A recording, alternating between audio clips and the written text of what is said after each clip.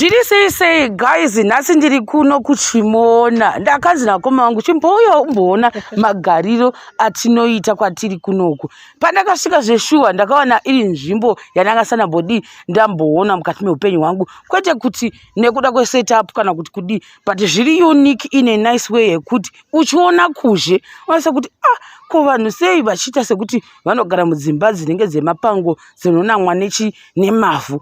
Ukapinda mukati machoni unoona mune chirungu mudzimba idzi. Saka vakoma vangu makadi zvenyu? Ini ndinofara zvangu makadiwo. Alright. Baba mukuru zviri sei? Tiri right, tinofarawo nekutsika kwamakaita na. Linjani? Siyaphila njana vanye khona. Njani good. Saka vankuru vangu vanotaura chii? Vanotaura Ndebele. Mazuvano ndine lake rekumbosaka nevanhu vanotaura Ndebele zvakare, ndinofara singamboiti. Saka baba mukuru chimbondiudzaiwo setup iyi yekuti dzimba dzinenge dzichazokuti dzakavakwa nemapango. Reason ndeyei? Apa nyaya yekuti vanhu mavakiro atakaita apa kushaiwa zvinhu zvokuvakisa dzimba dzakanaka. Saka tangoona kuti tikagadzira dzimba dzematanda idzi tobva taisa dhaka dzonamiwa nedhaka, vanhu vowana pekugara zvakanaka. Sezvomuchiona zhinji dzacho dzine marata, zvaratidza kuti pane zvimwe zvinenge zvichishota kuti tinyasovakisa dzimba dzezvitina zvinenge zvakakodzera. But haasiwa munoti matemporary residence here kana kuti matemporary homestead enyu? Chokwadi. Senzvimbo inenge ichitangiwa kushandira mari dzacho dzinenge zisati dzanyatsoita kuti dzibatane. Saka vanhu vanofanira kuwana pekufanira kugara panenge pari pakanaka. Saka vanhu vazhinji tongoti vari kuno vanenge vakauya kumabasa, then vowana pekugara, asi vanenge vane dzimba dzavo kumwoko kwavanenge vachivaka misha yavo. Chokwadi. Semaonera mavaita kuti vamwe vane dzimota apa dziripo, kutogadzirawo kuti vanhu vanenge vakagara asi kwavanenge vakavha vari kugadzira zvinhu zvakanaka, upenyu huri naniwo. Ndo zvandakaona, because ndakaona kuti in as much as dzimba dzedzi dzakadoko dzakaita sekunamwa nemavhu, even kusvika kuzasi uko vanhu vazhinji vane mota, kureva kuti magariro yese pachinzi pakagarwa pane dzimba dzakanamwa nedhaka, asi inhau yekuti itemporary accommodation yamunayo for the meantime, nekuti makangoya kubasa, mota yauya kubasa. Because kunoku kwavari kwacho vanenge vachishandirawo kunoitwa zvekuchera izvizvi, vachishandira ekambani, havakasiyana nevanoita zvekukorokosa. Saka wondofunga vanongonzi chimbogarai kusaidhi koko kuda unoita malaini handizoziviwo. Mungandikorekta? Ndizvozvo zvichiri kugadzira izvi, zviri muprocess yokuti vanhu vanyatsa kugadzira zvinhu zvacho zvakanaka. Kana zvinhu zvikatifambira, because zvinhu zvekushandisa zvacho ndo zvinongonetsa. Alright. Saka itai muchifamba neni muchindiratidza tione. Ndoona sekuti vanhu vazhinji vane zvirugu zvakare, hatisi kuti mamwe mabathroom ehuswa, mamwe matanga emombe here kana kuti chii chinenge chichiitika? Idzimba senge dzine huswa izvi ndo mabathroom panenge vachigezerawo vanhu. Alright. Nematoilets ariko but anenge ari kumwe kunzvimbo. Matoilets ari kumwe uko usasu padhuze. But kure zvako kune matoilets. Alright. Imi ndo penyu apa pamatanga apa. Alright. Tsakangurire tinzwe. Kumarozi chimboya mutsananguri. Alright. Pamatanga apa ndo pandakangoona kuti kamari kashoma kandawanango semunhu anenge akamira kuti anyatso nzvimbo yakanaka panawana pekugara pakanaka, ndokatenga zvimbudzi zvangu zvimwe chete. Dzakapedzisira dzawanda, dzimwe apa dzipa. Alright.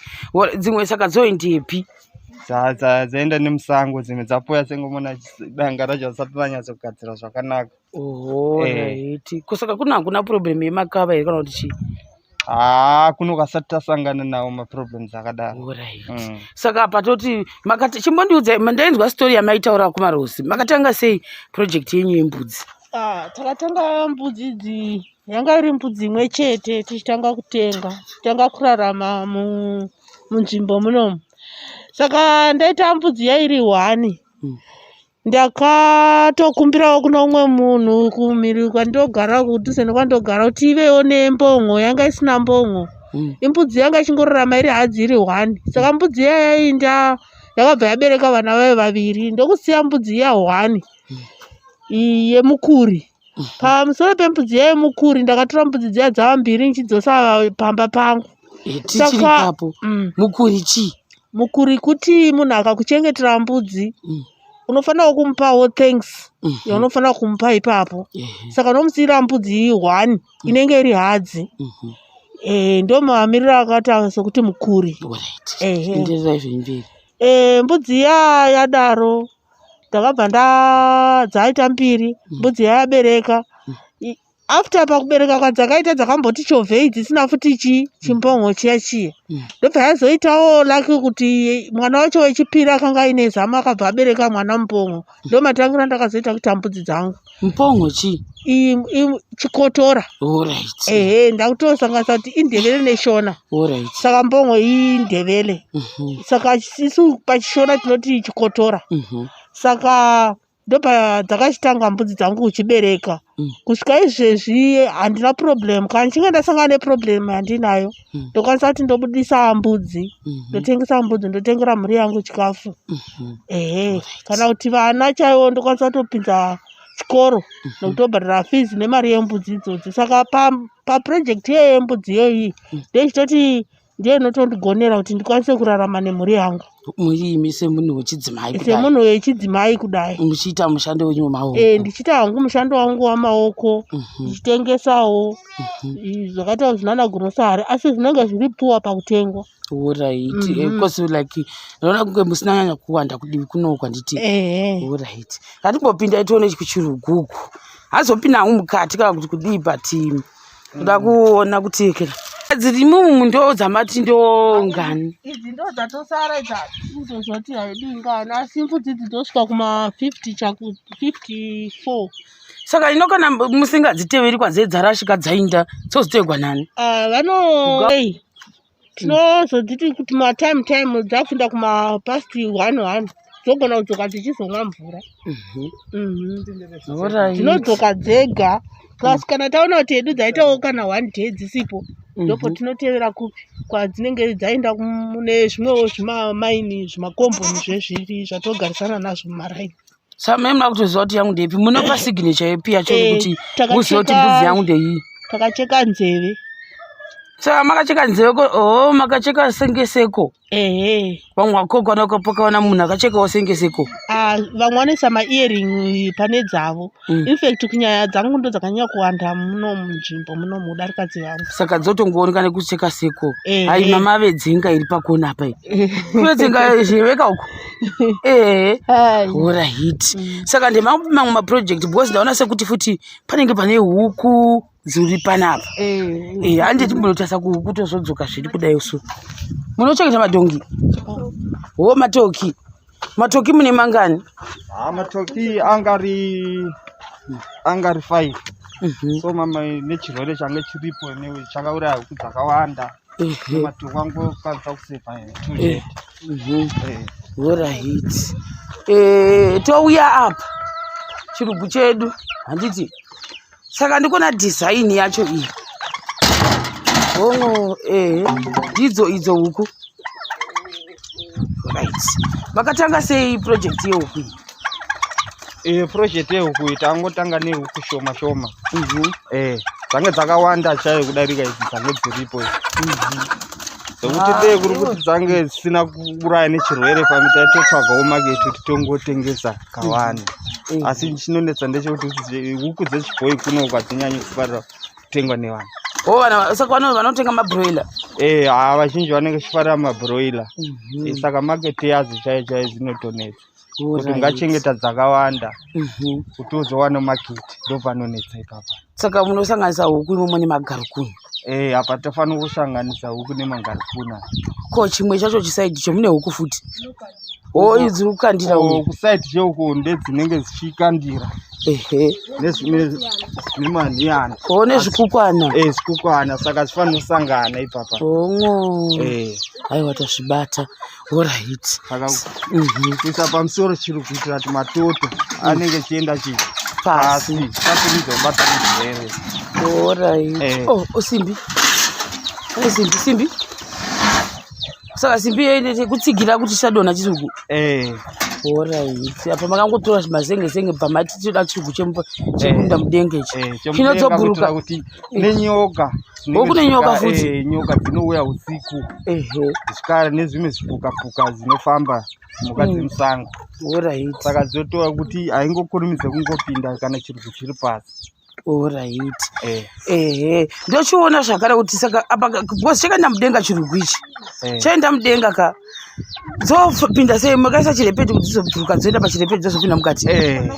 Ndozvatinenge chingoita. Alright. Amazogadzirisa. Alright. Ndoona zvakare apa patiri panapa. Chaiva ichi. Tofanira kugadzira kuti kana dzakukandira ngari kuna. Padasati chapedzwa zvacho kuita sei kugadzira tinenge kuti ndo padzinenge dzichikandirira mazai acho. Alright. Saka chirugu chiri muprocess yekuvakwa. Asati chapera. Saka ndikuona kuti zviutsi zvakangowanda kudai zvoreva kuti kudivire kunokwenya musati mane magetsi muchiumbira zvokushandisa moto. Kunoko nzvimbo yekunoko asati tane magetsi nenyaya yedzimba dzedu dzepol nemadhaga nekuti magetsi arikudiwa pane zvidhina kuti zvisazotsve kana vanhu vasazotsvire mumba. Alright. Hazvina kushata. Saka todai ko kunyaya yekurima manje. Yekurima torima kana mvura ikanayawo pane nzvimbo dzatongorima. Mune minda mune makapirwa. Alright. Zvimagadheni. Mune zvigadheni. Saka ukaita kuzasi uko munokwanisa kunge muchibatsirikanawo ipapo. Ndopatinenge chingobatsirikana ipapo kana pasina kudawo zvakanakawo kune mavhileji ari. Amunonotengawo. Alright. Vanongochiuya chitengesa zvinhu. Okay, saka zvana chibage nezvimwe zvamutozvioni kana kuti munenge wangotiwo here and there kana kutongona kuti munototenga throughout the whole year. Kazhinji kungotenga mararamiro atinoita kuno. Kana munhu usina kune panenge wawana pekurimisa munhu. Ko nyaya yemvura munoitonge munoitora kana kuti munoichera kupi? Mvura ndio dambudziko munzvimbo ino nekuti pakambocheretswa zvibhorani zviviri pasi pakatadza kuti panyatsosvika pane mvura. Alright. Saka mvura kazhinji tinochera mukanara inenge ichiendesa mvura kuzesa. Inosupply mvura kustation. Alright. But pane chimwe chinhu chandakasvika ndikanotisa nenyaya ndikambonzwa kuti maishanda kune imwe kambani. Chii chakaitika kuti zvino mamusingafambi nemudonzvo. Ndichokwadi. Ipapa pataishanda ipapo pataibudisa generator yekupombesa yekufrashisa maOZ ikoko. Saka ndakabva ndatsikirirwa negenerator racho chibva moto. Shame, sorry. But izvozvi makunzwa zviri nani. Rakuratidza kuti rakutsika nepekutanga chakutsika raitoramba kuti nditsike naro gumbo iro. Saka in other words kushanda basa renyu rekuita zvekuchera zvicherwa ririwo risk. Riri risk. Patakaipirawo futi kuti kana wakuwarawo hakuna mari inenge ichibuda. Munozvirapisa. Aikurapisa ndio vakandirapisa zvavo. Asi pakuzokubatsira ipapo kuti nemazuva anenge wakagara. Hazvina. At least ndofanira kuti vakakurapisai. But kuzotiwo chikafu muone kuti vakurarama masei hamuzozviwani izvozvo. Samanje apa mai makumirira kuti mukange mapora mozodzokera futi kubasa kuya. Alright. Tange kushanda. Zvakare havanavo kuita issue nazvo handiti. Alright. Saka ndezvipi zvimwe zvamungataura because kuno kunoona kuti sezvandataura kuti ndakangonzwa kuti nzvimbo dzacho dzine magweja kana makurokoza kuno kwakatosiyana neikoko. Hamuna here maissues amunombotisangane nazvo kana kuti munongogarisana zvakanaka kana kuti veikoko vanogara ikoko imi kwenyu kuno kwenyuwo? Sevanhu vanenge chingofamba munzvimbo topindirana kuti vanenge vachiuya vachitenga zvimwe zvinhu kunoko vanongofamba vachiuya kunoko. Alright. Zvakanaka. Makadii zvenyu? Alright. Moda kutaurawo taurai tinzwi. Tingodzidzawo pamusoro penzvimbo ino. Mungati kudii? Nzvimbo ineyi inzvimbo inotoda kubatsirika chaiko. Nekuti nzvimbo ineyi inzvimbo iri lo. Nechepapi? indogara nechepasera. Nechepaseri. Ko nyaya yekuti pekurima hamunawo kuwana pekurienda pekurima? Hatina hamuna mbowanikwa. Tongorimawo muzvigadheni zvidiki zvatongounganidzawo izvozvo. Pandaona sekuti toilet yenyu iri kure kuzasi ukoko. Nekuda kwei mune 1 toilet kudaro vanhu vose vari panapa. Kana uchozvicheresera woga. Kana takachereserwa rekunoku. Takachereserwa rekunoku riri apo pasasi apo. Asi harisati ravakiwa. Harisati ravakiwa asi riri padhuze zvaro nekuvakiwa. Gomba retoilet rachona zvitinha ndozvangomira kuti tikanyise tigovakisa zvedu. Ko nyaya yezvikoro vana venyu vekunoku kwamuri ndoichikomboni chotenderwa? Alright. Vana vemuno MuKomboni zvikoro vanoendepi? Zvikoro vanofamba distance yakareba. Because kunoku hakuna zvikoro. Hakuna zvikoro. Saka vanopindepi? Vanopinda kuMunyati kustation. Alright. Okay. Saka kugrocery like mashops? Mashops ari kure. Tiringomirira anenge achitengeswawo mudzimbawo but ma 1-1. Saka zvese netransport futi? Zvese netransport iri kure. Motorova pasi kuti muinde kuroad? Tiinde kunohodha. Ko chipatara? Chipatara chiri kure zvingatomboiti. Saka mungori kure kwenyu kumega kaimi?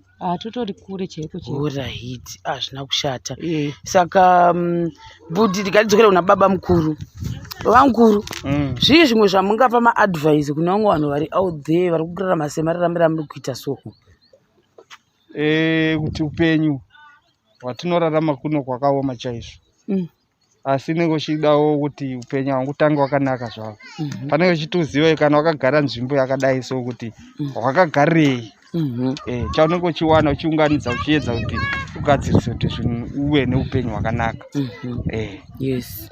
Right. Ko ndau yekuti like magarira mune makaita kudai handiti. Ndikuona kuti vanhu vanenge vane madenominations ekerekere. Ndikuti tabata nyaya yemvura kuti mvura iri kure. Tikabata nyaya yetoilet, matoilet achiri kuvakwa. Tikabata nyaya yekuti zvikoro zvacho zviri kure futi. Nyaya yezvipatara. Saka kuMunyati ndo kune zvipatara? Munyati pastation ndo pane but hapasi nyanya kure because tongoti 3K. Asi munofamba neshoka? Nechifamba neshoka ndokunodzidza vana ikoko. Alright. Tikati pagrosariwo munotoenda kuzasi kwamunoenda uko. Handiti hazvina kushata. Asi saka munhu anotenderwa here kuona kuti avhurewo chitakishop chekutodekara kuti munhu angotengawo 1 or 2 things zvotopira zvakadero? Ndizvozvo. Haanyanye kuzotenga kugadzirisa seshopu yakakura. Ana ichingotenga zvishoma kana kahodha zvishoma kuti vanhu vafanowana pekubatsirikana vasanyanye kufamba distance yakareba. Asi pane zvese zvandadzidza munoita sekuti makagarisana zvakanaka. Ndisingazivi kuti effects my here andaonawo muzuva ranhasi asi ndiona kunge sendirani renyu riri bhobho. Ndichitiwo dai maramba makadiro asi ndiri ipapo zvakare ndochiti zvandanotisa ndakazvimirira zvekuti vanhu vanovaka sezvizvi nekuda kwekuti musi wanofunga kuti ndichadi kugara kuno kuKomboni unotora mabheki ake atora mabheki ake odzokera kumusha wake wanenge akavaka. Ndo conclusion yandakaita ini kuti ndovakirei Zabamba ndisiva kuti ndogona kungosiya nhasi kuti ndanyara nekugara kuno ndoinda. Alright. Ndaapi mashoko ekupedzisira mungataura? Mashoko ekupedzisira atingatauri ndekuti tinotodawo kubatsirika kuenderana nezvikoro zvevana kuti vaonewo pekudzidzawo padhuze uye chipatara zvitibatsirewo nekuti unogona kurwara kana 1 week chaiyo kuti ufambe usvike ukoko unochiona sekunge kure unenge uchinyanya kurwadziwa marwadzo ako. Arorwara mumba henyu? Totoonawo sekuti ukati mboti rwarirei mumba wozongoona paunopikira womboenda kuchipatara. Mashoko inini mashoko andingataura izvozvizvi ndekuti vanhu ngatikwanise kuti tobatsirikana kunyanya nyaya dzemabathroom idzi ndo dzingangotiti ndo pane problem hombe nenyaya yecovid iriko iyi. Saka ndoingatongova problem plus pakubatana kwatakaita takagara ezi mapostori. Saka hapana anenge ane ruvengo pamunhu nekuti munhu wese anonamata tazive kuti kuna Mwari. Alright. Hazvina kushata. Chitara chenyu chinobva chandifungisa tiri kwagutu chaiko chaiko. Chitara chakanyazoti saka mungova nesetup yekumusha. Inini zvangu ngangoti inini ndakazvarwa kumasvingo kwagutu.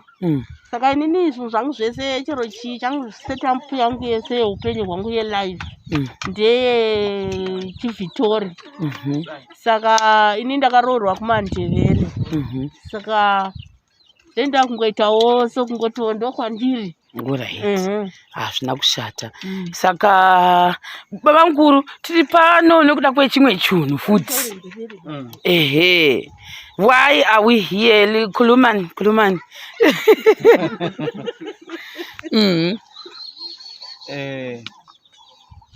Vatitaure pa. Oh hayi isikhalazo sami kubana imbuzi lezi ngase ngathola enye indawo ekhululekileyo enkulu. Project yami yembuzi yakwanisa ukuthi zibe ziningi. Ngoba lapha indawo yomuntu so kasikwanisi kubana sigcine ziningi kakhulu. Baba chichi Anzi imbudzi idzi tinenge tichitarisira kuti dzive dzizhinji asi pakuzova kuti dzive zhinji kwachona hakuzoiti nekuti ndiri panzvimbo yemunhu. Saka kana ndikawana nzvimbo yangu hombe nowanda kudarika zvadziri idzi. Alright. Ndiri ipapa baba mukuru manditi mune usavi hwangu. Ndikati why not? I will wait for usavi hwangu. Baba mukuru. Taurai tinzwe. Hayi asicheko seni usavi wenyu uripo ipapa. Alright. Apatombonetseka. Totengosarudza munonge mushingo. Mondisharira imi. Mondisharira ndozoziva sei kuti yaita. Handizivi kuti yaita ndeipi. Iyo yakatarisa kuno. Ipi uya todi cameraman. Yerudzi. Iye brown yakatarisa. The brown one. Brownie. Ye brown iyo. Yandichokomenda kuti mama wedzinga. Inga newe une munyama newe. Saune munyama.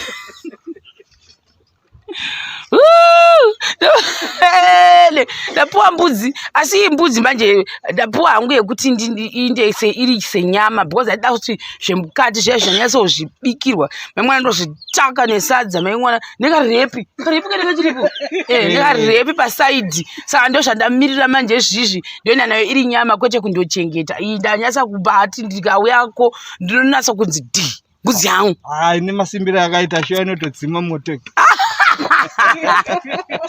Alright. Totenda singamboiti. Nani. Tiri kuona muriko kunoni vazukuru venyu. Handiti? Chingotiudzaiwo muri kunzwa sei uchigara munzvimbo yakata seino iyi?